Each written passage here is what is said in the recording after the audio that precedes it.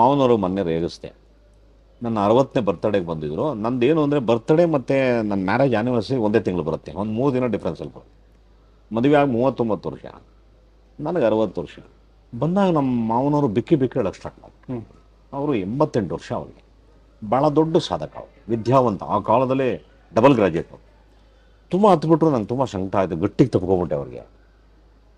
Sir, ನಿಮ್ಮ ಅಳಿಯ ಸಾಧಿಸಿದನಲ್ಲ ಬಿಡಿ ಸರ್, ನಿಮಗೆ ಇವಾಗ ಭಯ ಇಲ್ವಲ್ಲ, ಒಬ್ಬಳೇ ಮಗಳನ್ನ ಯಾರೋ ಕರ್ಕೊಂಡೋಗ್ಬಿಟ್ಟ ಅಂತ ನೀವು ನೊಂದ್ಕೊಂಡು ಸುಪ್ರೀಂ ಕೋರ್ಟ್ವರೆಗೂ ಕರ್ಕೊಂಡು ಹೋದ್ರಿ.